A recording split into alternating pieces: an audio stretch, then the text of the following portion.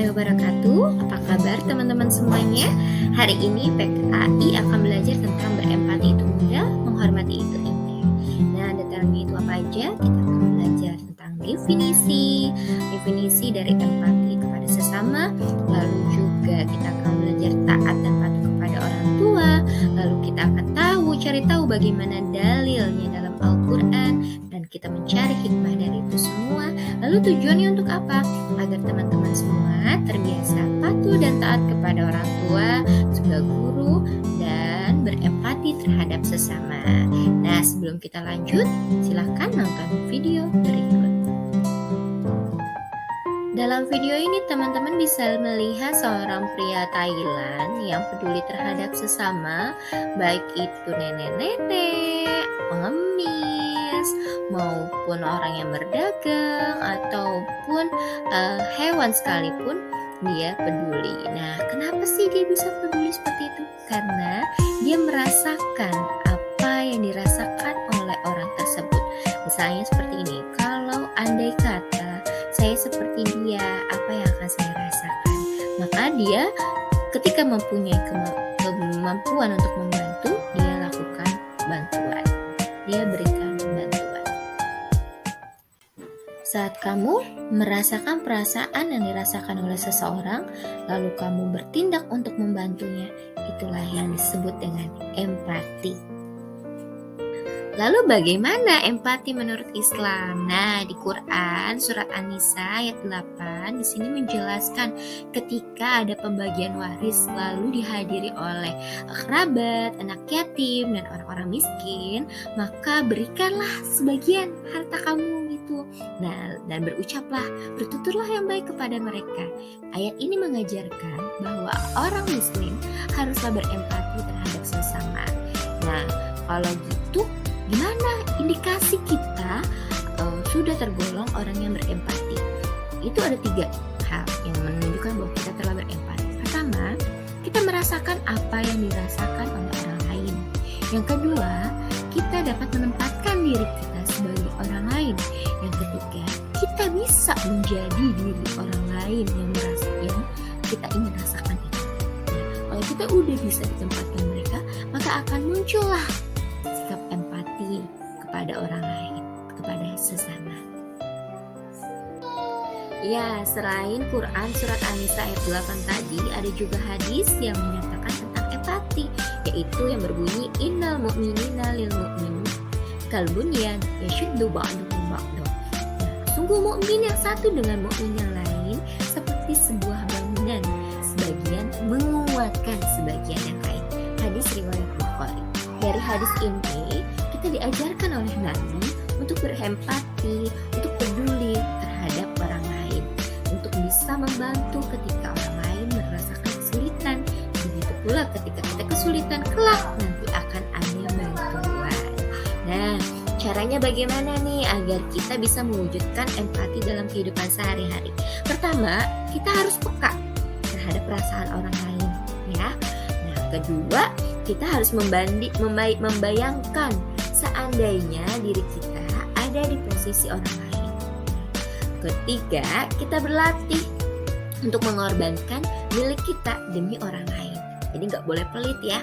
Yang keempat, membahagiakan orang lain. Jika kamu sudah pernah membahagiakan orang lain, kamu akan merasakan kenikmatan tersendiri. Jadi coba untuk membahagiakan orang lain dengan empati terhadap sesama.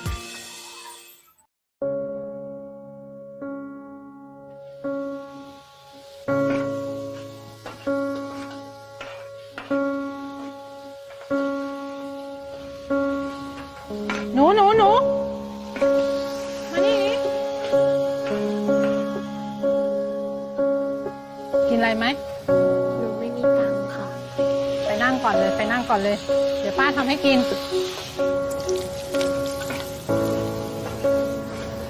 ทำไมป้าใจดีจังอะคะ โอ้ยใจดีอะไรกันไอ้แค่ข้าวจานเดียว ก็จะบอกให้นะ มีคนหนึ่งอะใจดียิ่งกว่าป้าอีก พลอยเที่ยงแล้วตื่นได้แล้วลูก ถึงแม้เขาจะจู้จี้จุกจิก ลงไปกินข้าว ไม่ดูแลตัวเอง พ เหลืองมาก แม่ ไปก่อนนะเพื่อนรอ ไม่ถูกใจเราสักอย่าง ทำไมแม่โทรไปไม่ติดอ่ะ พลอยก็รีบกลับมาแล้วนี่ไง ป่านนี้นี่คือรีบใช่ไหม พลอยก็กลับมาป้าแม่ แม่เป็นห่วงเนี่ย แม่ควรปล่อยพลอยบ้างอ่ะ ค่ะข้าวผัดไก่ไข่เจียว ไม่ใส่หัวหอม ป้ารู้ได้ยังไงอะครับว่าหนูชอบอันนี้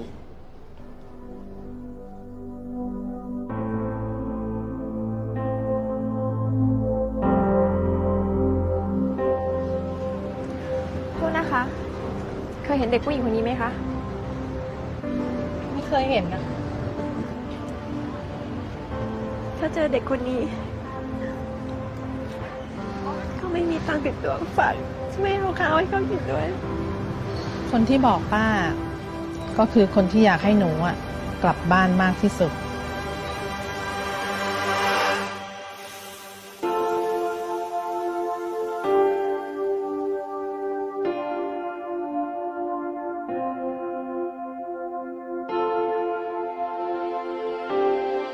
พวกนี้ลูกสาวกำลังจะสอบเดี๋ยวอยากให้แกกินของดีๆ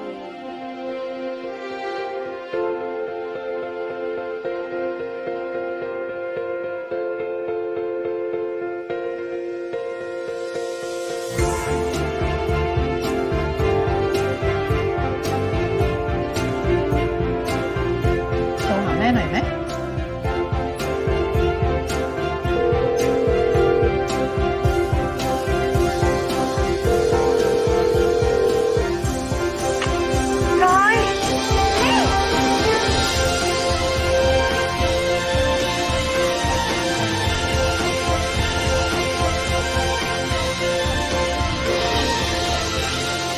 ทุกคำมีความหมาย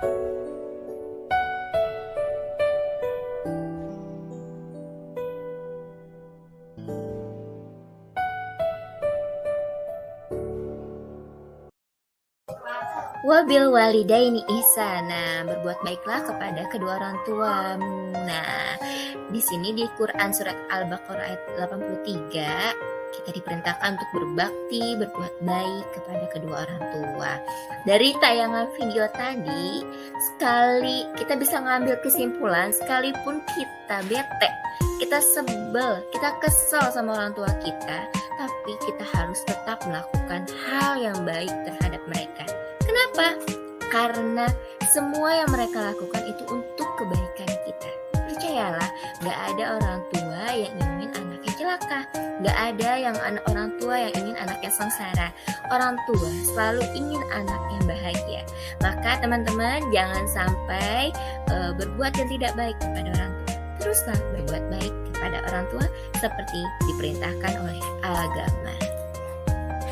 Masya Allah, tabarakallah, begitu mulianya peran orang tua di hadapan Allah dan Rasulullah. Seperti kita ketahui dari kisah Uwais Al-Qarni yang pekan lalu kita telah pelajari, sangat mulia ketaatan, dia menjadi mulia karena taatnya dia kepada ibunya. Nah, di sini juga ada kisah hadis dari Abdullah bin Umar yang berkata bahwa ada seseorang yang datang kepada Rasulullah lalu berkata, aku akan berbaiat kepadamu untuk berhijrah dan aku tinggalkan kedua orang tuaku dalam keadaan menangis. Dan Rasul pun bersabda, kembalilah kepada kedua orang tuamu, buatlah keduanya tertawa sebagaimana engkau telah membuat keduanya menangis. Masya Allah. Lagi-lagi di sini ditekankan bahwa orang tua itu harus dimuliakan, diutamakan dari segala-galanya. Kita memprioritaskan orang tua, sekalipun itu adalah untuk hijrah, untuk pergi jihad bersama Rasulullah, tapi lebih mulia untuk memuliakan orang tua. Jadi teman-teman jangan sampai kehilangan kesempatan ini mumpung orang tua kita masih ada. Oke? Nah, bagaimana caranya kita menghormati orang tua saat kita masih ada? Caranya itu pertama, kita memperlakukan orang tua kita dengan sopan. Baik tingkah laku kita, baik ucapan kita, itu kita lakukan dengan sopan. Tidak boleh melukai hati mereka. Nah, yang kedua, sebisa mungkin kita membantu pekerjaan mereka, meringankan beban mereka. Jangan jadi beban pikiran mereka, ya. Yang ketiga, mengikuti nasihat orang tua kita gitu ya. Apabila itu nasihatnya baik ya, sesuai dengan syariat agama. Yang keempat, bahagiakanlah kedua orang tua kita. Caranya bagaimana? Banyak sekali cara. Sekalipun itu hanya ucapan terima kasih mama atau aku sayang mama, itu cukup membahagiakan orang tua kita. Lakukan yang kamu bisa mumpung orang tuamu masih ada. Nah, buat kamu yang orang tuanya telah tiada, jangan sedih berkepanjangan karena itu tidak akan membuat orang tuamu bahagia. Bagaimana cara membahagiakan mereka yang telah tiada? Pertama, doakan mereka agar mendapatkan ampunan dari Allah Subhanahu wa taala. Rabbighfirli wali walidayya warhamhuma kama rabbayani shaghira. Nah, yang kedua, melakukan wasiatnya. Bila almarhum atau almarhumah mempunyai wasiat, laksanakan wasiatnya ya. Wasiat itu pesan dari yang telah tiada. Yang ketiga, melanjutkan silaturahim yang dilakukan mereka. Misalnya, biasa orang tua kamu itu datang ke sebuah majelis taklim, kamu datang ke majelis taklim itu. Biasanya orang tua kamu datang ke panti asuhan, kamu datang ke panti asuhan itu melanjutkan apa yang biasa silaturahim biasa dilakukan oleh orang tua kamu. Yang keempat, menjaga nama baik mereka gitu ya, karena anak soleh akan selalu menjadi kebanggaan orang tuanya walaupun telah tiada, dengan doa dan nama baik yang terus dijaga. Yarfa'illahu alladhina amanu minkum walladhina utul ilma darajaat. Inilah ayat yang menjadi dasar kenapa kamu harus menghormati, mematuhi, menaati gurumu. Ya, karena Allah mengangkat derajatmu atas wasilah gurumu. Kamu diangkat derajatnya oleh Allah karena kamu memiliki ilmu pengetahuan dan gurumu yang menjadi perantara ilmu pengetahuan itu. Yang tadinya nggak tahu jadi tahu, yang tadinya tidak bisa jadi bisa. Maka hormatilah gurumu. Cara untuk berbakti kepada guru itu ada beberapa, bisa kamu lakukan. 1. Ucapkan salam ketika bertemu ya. Sapa gurunya ya, walaupun itu guru SD kamu, guru TK kamu, guru sekarang guru SMP kamu, sapa mereka ya. Yang kedua, perhatikan apabila mereka sedang berbicara denganmu. Nah, ketika guru kamu berbicara, berikan respon terbaik kamu. Mau itu di dalam kelas, di luar kelas, tetap santun dalam berkata ya. Yang ketiga, rendah hati, sopan, dan menghargai. Jadi, lakukan yang terbaik, perilaku yang baik gitu ya. Sekalipun memang kamu tidak suka sama pelajarannya, lakukan yang terbaik untuk menghadapi gurumu itu, untuk bersikap terhadap gurumu itu. Lalu yang keempat, melaksanakan nasihatnya. Guru juga orang tuamu, pengganti orang tua ketika kamu di sekolah, maka taatilah nasihatnya. Lalu yang terakhir, laksanakan tugas belajar dengan ikhlas. Jadi misalnya kamu tidak suka sama pelajarannya, tetap belajar dengan ikhlas. Lakukannya karena kamu ingin mendapatkan ridha Allah, mendapatkan ganjarannya Allah. Nanti masalah bisa atau tidaknya itu adalah urusan Allah. Ketika kamu sudah memiliki hati yang terus belajar, maka percayalah akan ada keberkahan di sana. Oke, sampai sini dulu pelajaran kita pada kesempatan kali ini. Sampai dijumpa di pertemuan selanjutnya. Terima kasih atas perhatiannya. Jangan lupa dikerjakan tugasnya. Assalamualaikum warahmatullahi wabarakatuh.